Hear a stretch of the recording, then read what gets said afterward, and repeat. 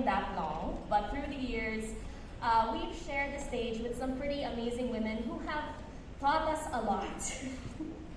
Especially Tita Carla. Everyone knows that if you do one thing wrong, you're in big trouble. That's right, and I know that a lot of these women can be pretty intimidating, like Tita Chris, Tita Sheila, the list goes on and on and on and on and on and on. Yeah, it can be pretty intimidating, but you know, they really are inspirational and they've really paved the way for a lot of us.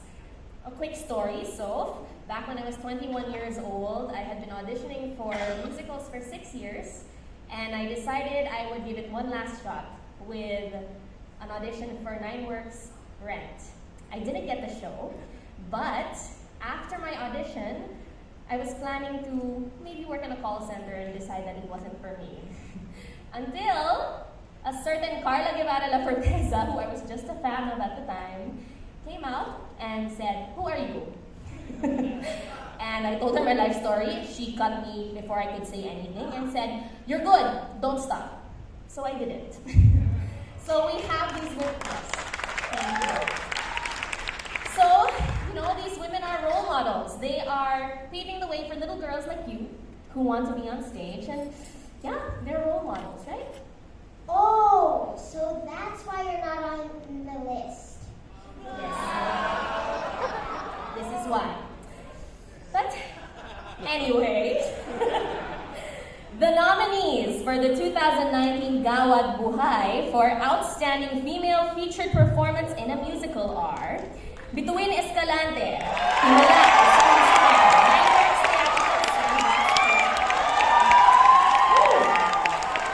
yet again, Sheila Francisco for Ang Huling El Vivo, Full House Theater Company. Naomi Gonzalez for Himala, 9 Works Theatrical Sandbox Collective. Carla Guevara La Forteza for Rapunzel, Rapunzel, A Very Hairy Fairy Tale, Repertory Philippines. And Taki Teodoro, Himala, 9 Works Theatrical Sandbox Collective. So Phoebe, you want to do the honors?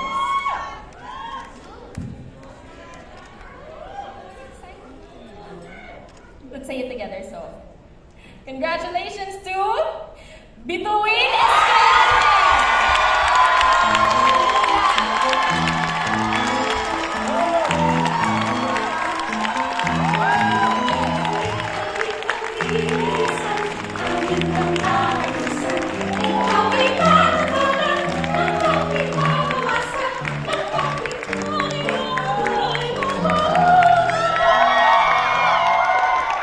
I am a fan of both presenters, so bravo to you both. Himala, wala pong nag-iisa sa entablado ng Himala. Lahat kami magkakasama. Mag-isa ka sa entablado, kasama mo lahat nasa likod kumakanta.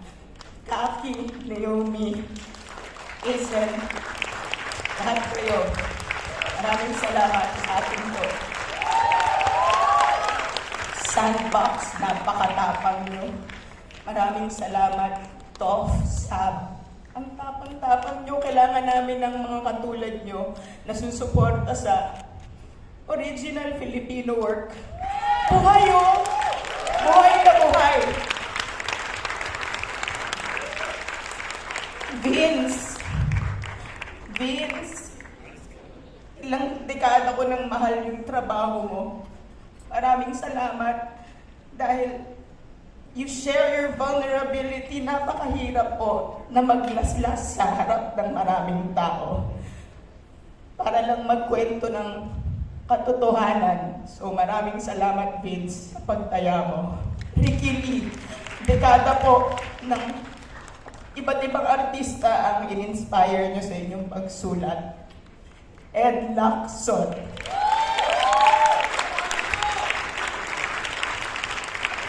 late na po eh.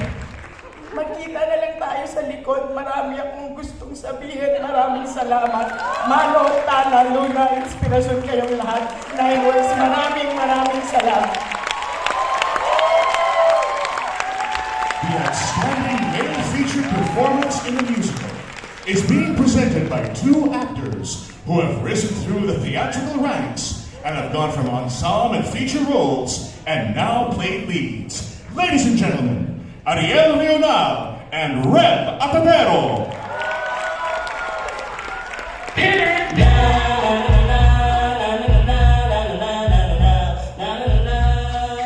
Thank you very much, Jeremy Domingo. Good evening, everyone, and it's an honor to be presenting this category with Benicio del Toro. Oh my God, what? Okay, so how do we do this? Okay, so In Ariel, chronological order or Yeah. resume style? you should go first. You should go first. Okay, so I'm from the 90s generation. My first professional show was called Great White Way 3. It's a Broadway review under the late Chingoy Alonso. And currently, I'm appearing in Ang Huling El Bimbo!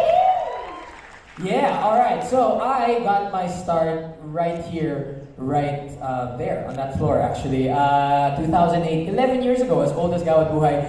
And I started professionally here in Rep, Altar Boys. And that was so fun. And of course, I owe a lot to Ateneo Blue Repertory, who are represented here tonight by the new, the younger generation. I can say that now. Yes. Oh my God. Okay, so since the theme for this year is generation, what would you tell your older self? Fix your eyebrows and sleep early and save your voice as much as you can, because it is a gift and it is a responsibility. That is what I would tell myself. How about you? What would you tell yourself? My younger self? Yeah. Okay. I would say, probably you've been doing this all the time already. Being genuinely passionate and loyal to your craft, alongside that, hard work, dedication, discipline, coming into work on time. By the way, ngayon yata, on time is late. That's what I call it, right? Yeah. Okay. And most important thing, this is part of every actor's journey. We should all be wise and sensible in all our professional dealings, whether it's theater, film, TV, radio, commercials, corporate events. We should all be assertive in. We should be brave to ask, inquire, speak up, voice out if something is not right, whether it's poor work conditions, contract violations, whatever issues. What I'm trying to say is we are still far from the reality of having our own actors' equity here in the Philippines. I know there's TAG, and currently there's AUPI, which is doing a good Thank you, by the way. Thank you to those people. Let's give them a round of applause. Thank you very much. AUPI is taking care of medical insurance of actors. So if you still haven't got one, you may contact AUPI on #Panatag. That's right. And now we are going to present the award for the 2019 Gawad Buhay for Outstanding Male Featured Performance in a Musical. And the nominees are John Abella. Eto na, musical na po. 9 Works Theatrical. Stephen Hotchkiss for Rapunzel, a very hairy fairy tale. Repertory Philippines. Sandino Martin, Himala, isang musikal. 9 Works Theatrical, Sandbox Collective. And since the theme tonight is the generations, this is the past, the present, and the featured performance. And never mind. Okay, and Thank you. Just announce the winner. And the 2019 Gawad Buhay for Outstanding Male Featured Performance in a Musical goes to... Congratulations, John Abella! Eto na, musical na po, 9 Works Theatrical, Glow Ride.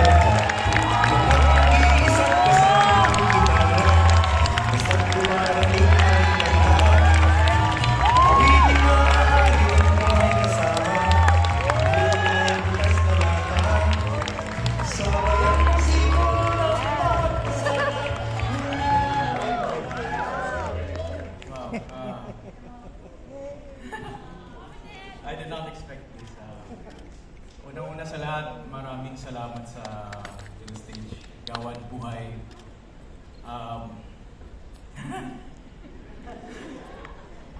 Napakalaki ng honor na ma-nominate man lang tapos ang manalo. Salamat. I share this to kay Kuya Ino and Steven.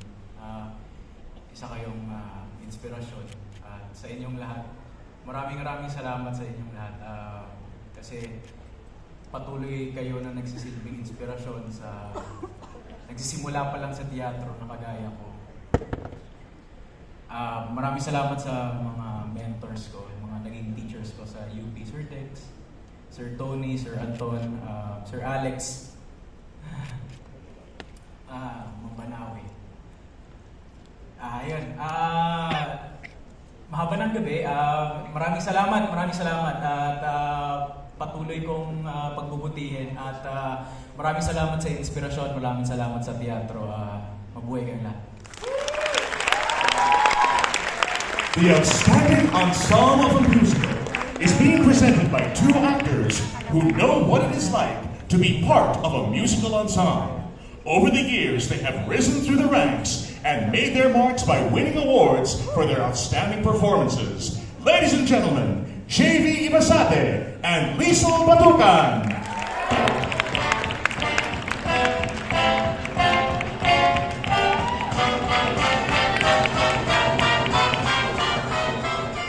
Good evening, JV. Good evening, Miss Lisa. You know what, guys? I love this guy. He is one of my sons from Tanghalang Filipino Actors Company, and I'm very proud of him. His John Proctor earned him a PhilStage Gawad Buhay Best Actor Award. Thank you. It pales in comparison with your two Gawad Buhay awards for Sweetie Todd and August Osage Gawad. Thank you, JV.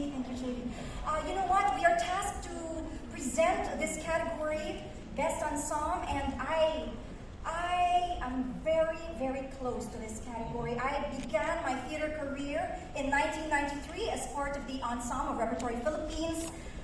Joseph and the Amazing Technicolor Dreamcoat, directed by Tita Pivot Amador, and Tita Baby, who was then our musical director, always said the ensemble is one of the most difficult parts that you can possibly play, because the playwright always outlines, what the characterization of the leads are, but the ensemble is an opportunity to create and to use your imagination. That's right. If I may add, Ms. Pizel, my training with the Tanghalang Filipino Actors Company has instilled in me the value of being part of an ensemble, the importance of, making yourself count on stage, even if your role is just, lakad lang or kanta-kanta lang. That value that it gives to the production is very big. I love the TV Actors Company. Thank you. Go TPAC!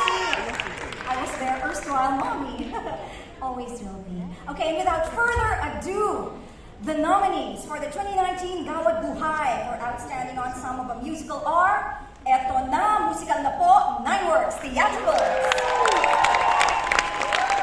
Himala, isang musika, 9 Works Theatricals and Sandbox Collective. Ang Huling El Bimbo, Full House, Theater Company. And Rapunzel, a very hairy fairy tale, Repertory Philippines. And the Gawad Buhay Outstanding Ensemble Performance for a Musical goes to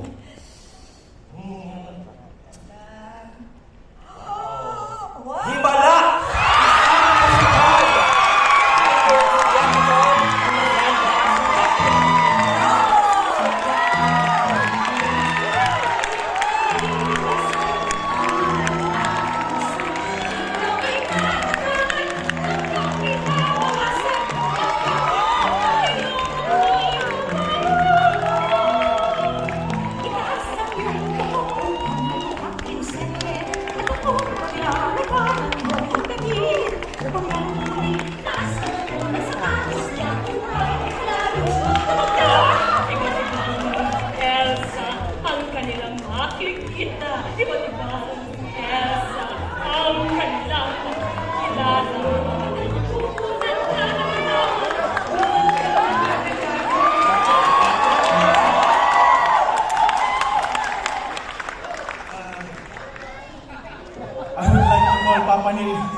Siya po kasi yung mas veterano sa amin lahat. Manil, years of experience.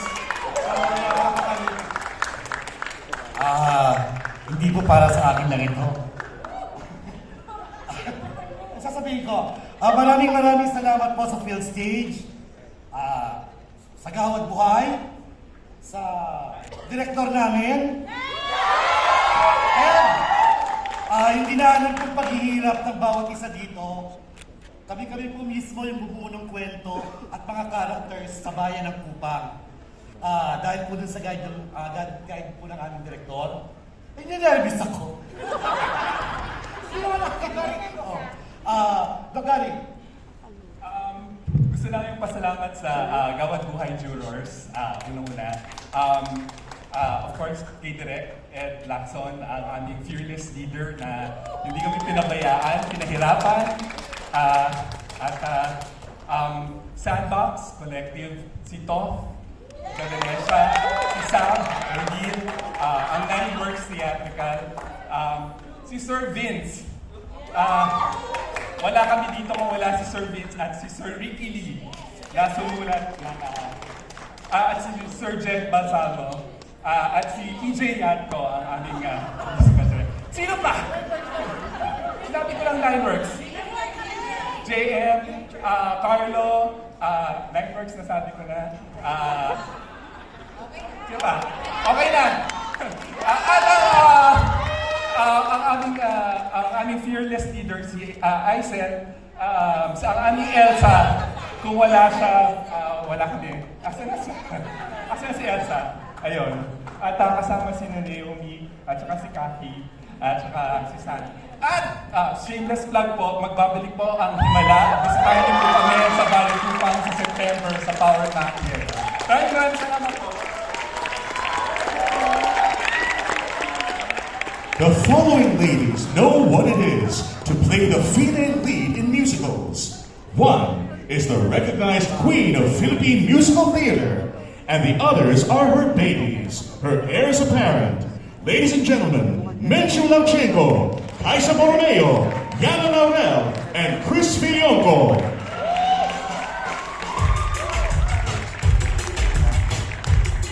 Ladies and gentlemen, I started my career in 1978, and I had the privilege of seeing these three grow up and blossom into wonderful leading ladies. Even more privileged directing Kaisa in Little Women, where she won her Gawad for Best Actress in a Musical. And I directed Chris and Jekyll and Hyde, and even more proud because Chris has directed me in A Doll's House, and she won for Best Director tonight. I'm so proud of you. And Yana has done many, many shows with her on stage. So I'm very proud of these three, my babies.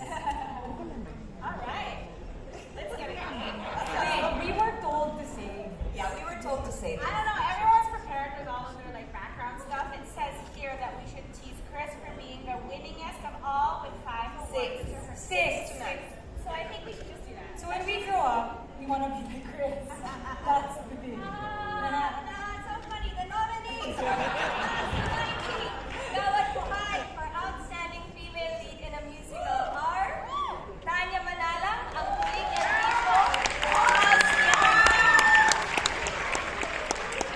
and Aisel Santos, Theatrical Sandbox Collective. All together, 1 second.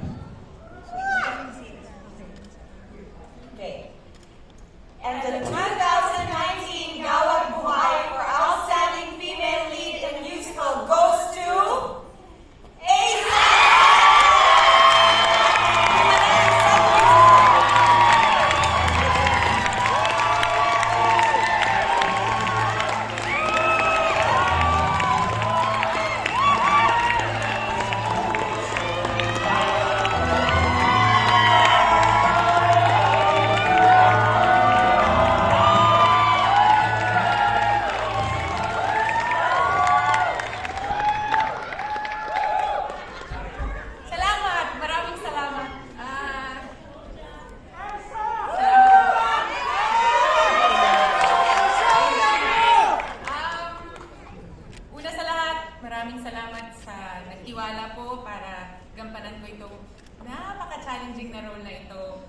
sundan niyo po si Miss Nora Honor, si Miss May Bayot.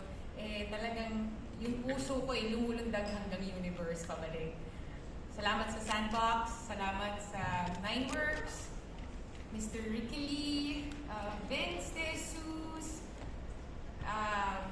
sa aming direktor si Ed Lacson, na talagang sinada po ako. Lumabas lang si Elsa. Sa totoo lang, nung pumasok po ako sa teatro, galing sa pop singing, pinaka-fear ko po na sabihin sa akin, mantahan na lang kasi parang hindi ka marunong umarte. Pero awa naman po ng Diyos, lagi niya akong ginagabayan sa bawat role po na ginagawa ko. Kaya, Lord, salamat! At para sa ating pong lahat, sa mga inimibolo ko sa teatro, sa mga naka-eksena ko na lagi ko pinabubugutan, maraming salamat. Mabuhay ang teatro ng Pilipino. Thank you. Two of our next presenters have been battling over lead roles for years. Now, they face off with the next generation of actors always up for the same leading roles. Tonight, they call a truce as together they present the Gawad Buhay for outstanding male lead performance in a musical. Ladies and gentlemen, Oli Hemora, Michael Williams, Armand Ferrer, and David Ezra.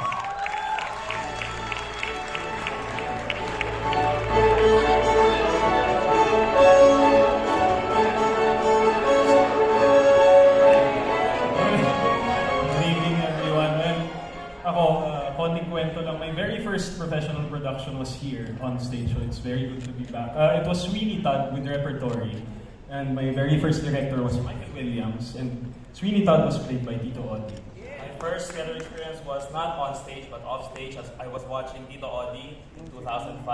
I was still a student. Alternate ko si Michael Williams, hindi mo napanood? Buti na lang, kasi kung napanood mo, hindi ka na-expand maging musical theater actor. Dati idol ko din si Tito Odi eh. Oh, ikaw buhay ang buo. Kasi hindi siya supportive. Ganyan talaga magkaribal. Now boys, kayo na ngayon ang leading men. Baon na kami sa inyo. We play already older guys. So how do you prevent yourselves from fighting or getting jealous with each other? Sa akin, wala namang gano'n because it's always been mutual admiration and camaraderie. Kasi a lot of showbiz. A lot of people don't know, so lang. Arman was actually the one who recommended me on my very first leading role. Mabiling magdirigma sa Tanghalang Pilipino. He played the lead again. Kasi nung una ko narinig si David, sabi ko sobrang galing naman ito, dapat mag-lead role din talaga siya. Yung mutual admiration, wala po kami nun ni Odi. Kaka-showbiz. Basahin nyo na nga yan. On that note, the nominees for the 2019 Gawad Buhay for Outstanding Male Lead Performance in a Musical are Reb Atadero, ang huling El Bimbo, Full House Theater Company. Alfred Blatch, eto na mo sa Kalabo, Nineworks Theater. Bulga Bunada, ang huling El Bimbo, Full House Theater Company. Jobim Javier, eto na mo sa Kalabo, Nineworks Theater. Gian Magdanal, ang huling El Bimbo, Full House Theater Company. And the 2019 Gawad Buhay for Outstanding Male Lead Performance in a Musical goes to Buti na lang, di kayo lumaban, no? Jobim Javier!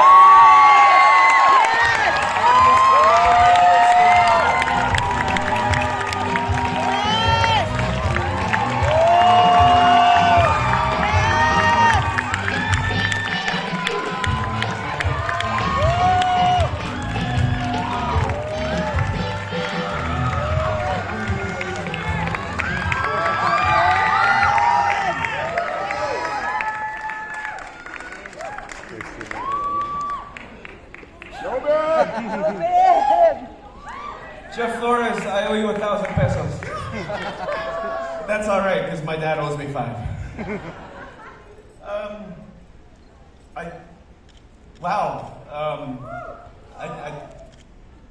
I'm not often speechless, but thank you to Gawad for this.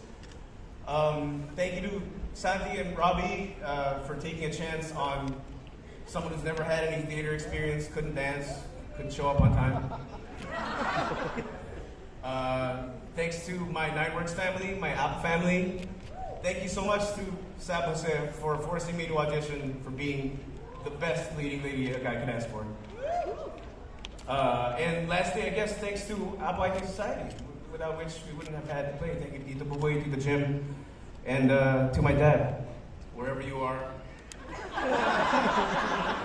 Probably asleep at home where I left you. This one's for you. Thank you. I'm so happy. Good now. We're good. Tawagin na natin ang writer, musical director, and director of ang huling El Bimbo, Dingdong Novenario, Mike Salomon, and Dexter Santos! Hello, yeah. Good evening, everybody. Third year high school ako noon, nung una kong narinig yung Ligaya sa Manila Science High School. Ginagawa ko yung computer building namin sa radio. Ako second year, Philippine Science High School. Wow. Pare ko, with the Mura. Ako nung grade 3 ako yung ano pa. Ikaw? 1994 ako. Okay. Whether you're grade 3 or third year high school or second year high school, millennial or centennial, yung mga lyrics talaga ni Eraserheads, ng Eraserhead songs, talagang tumatama sa puso, feeling mo talaga it was made for you. Tsaka yung music niya, music ng Eraserheads nag-dictate ng OPM rock noong 90s. And until now, ayun, nandun na siya sa shelf ng classics, OPM classics. The legacy of Eraserheads has affected our lives in 3 different timelines, in 3 different generations. But it was the power and the magic of theater that brought us together. We never thought that we would work with each other together with other artists in order to create an original Filipino musical that is really close to our hearts. Ladies and gentlemen, to share the El Bimbo love on stage, the family of Ang Huling El Bimbo!